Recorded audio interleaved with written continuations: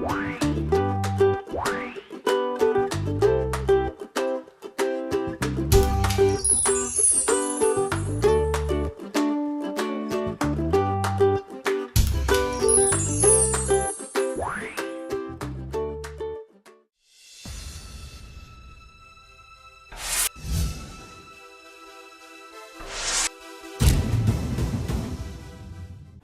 không có đơn độc, có tôi ở đây. Tôi cũng đã từng bị trầm cảm, William cũng đã từng bị trầm cảm, và chúng ta hôm nay ở bên cạnh nhau, chúng ta hiểu biết hơn về nó. Hôm nay mà khi để chọn nói về đề tài này thì thực sự tôi vẫn chưa cảm thấy thực sự là bình an và thoải mái. Tôi vẫn rất là khó khăn khi để nói về nó. Tuy nhiên là có thể là số phận đã có một cái sự sắp đặt nào đó để cho tôi đã từng là người trầm cảm và đã từng gánh chịu những nỗi đau rất lớn khi mà bạn thân của mình bị trầm cảm. Bản thân tôi thì cái ngày xưa khi mà tôi bị trầm cảm, tôi không biết gọi tên nó là trầm cảm, tôi chỉ biết là tôi rất là bị mất ngủ và mọi thứ trong nhà tôi nó cứ rối tinh lên. Tôi cảm thấy tôi không nuôi được con mà được tốt như theo tôi mong muốn. Chuyện trong gia đình thì rất là lộn xộn, và bản thân tôi cũng có gặp một tình trạng y hệt. Thì chúng tôi cũng đều đã tới bác sĩ và đã uống thuốc ngủ. Tôi đã đi uống hết loại thuốc ngủ này đến loại thuốc ngủ khác, rồi còn đi châm cứu, rồi đi massage, tức là làm rất nhiều cách từ Tây y đến Đông y để mình ngủ lại được, nhưng mà vẫn rất là khó để ngủ. Và đến khi mà bạn tôi mất, thì đúng cái khoảng khắc khi bạn tôi mất, tôi mới biết được đó là trầm cảm, và tôi mới hiểu rằng là trầm cảm có thể giết người nhanh hơn cả bệnh ung thư, nhanh hơn cả những cái dịch bệnh mà bây giờ mình đang rất là lo lắng. Và đó là cái mà là một cái cú hích làm cho tôi bắt đầu, từ đó là tôi bắt đầu phải tìm hiểu nhiều hơn về tâm lý. Và tôi mới biết rằng là hơn mọi những cái đau chân, đau tay, đau tim, đau thận, thì cái tâm lý có thể là làm ảnh hưởng đến sức khỏe người ta nhiều nhất. Rất là may mắn, rất là cảm ơn William đã cho tôi một cuộc hẹn. William là chuyên gia về giáo dục cảm xúc và NLP. William sẽ cùng với tôi giải đáp cho các bạn biết là những cái biểu hiện như thế nào là trầm cảm, và những cái cách ứng xử nếu mà mình hoặc là gia đình mình bị trầm cảm, và cái khi nào là đã tới cái mức độ mình cần phải được giúp đỡ và can thiệp. So one of the symptoms is, as you've experienced, sleeplessness, but it doesn't have to be expressed that way. And that's another symptom of depression, is that lack of energy. You just feel like, oh, I have no energy, you have no enthusiasm for anything.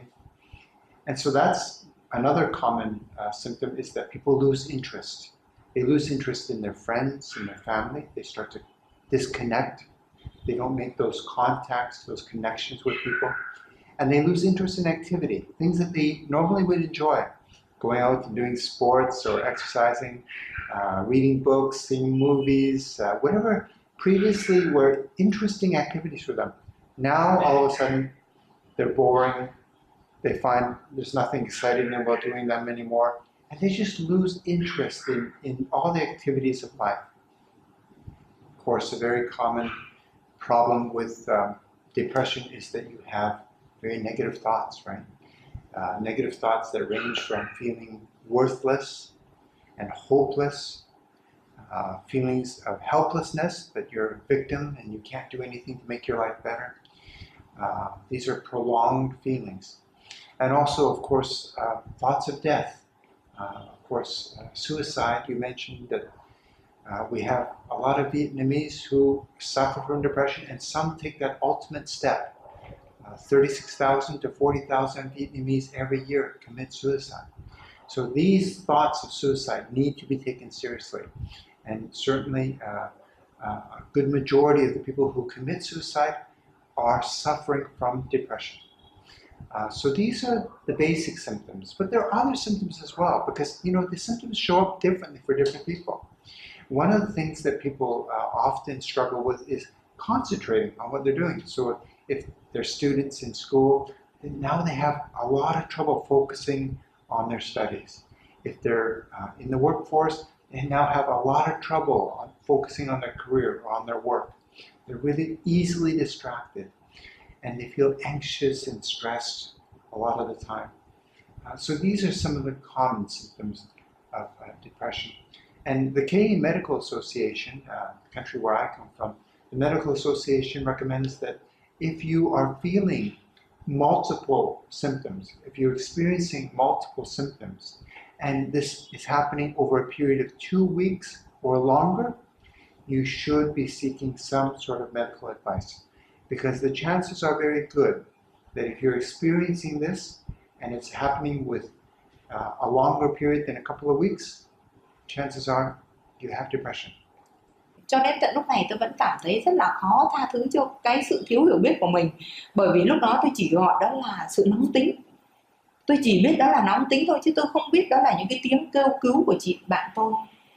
Tôi vẫn còn nhớ như in cái thời gian đó là con của chị bạn tôi là bị tiêu chảy, là chỉ là một cái bệnh của rối loạn tiêu hóa thôi, nhưng mà tất cả mọi người đều biết, và tất cả mọi người trong họ hàng đó đều xuống vào để cứu chữa cho bé, nào là cho bé uống thuốc này rồi nấu cháo cho bé. Tuy nhiên ngay bên cạnh bé là một người mẹ đã trầm cảm ở mức độ gần tử vong rồi, nhưng mà không ai nhận ra.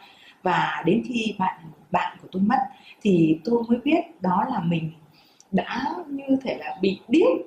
Mình đã bị điếc trước những tín hiệu kêu cứu của một người thân của mình. Cái nỗi đau này nó rất là đau, đến mức độ mà cho đến tận bây giờ đã 7 năm rồi sau cái ngày đó. Nhưng mà khi đạp xe trên đường, có những lúc mà tôi phải ngừng xe lại để khóc. Và tôi muốn là không một ai rơi vào tình cảnh như mình nữa, không bị điếc trước những tiếng kêu cứu của bạn mình, của người thân mình.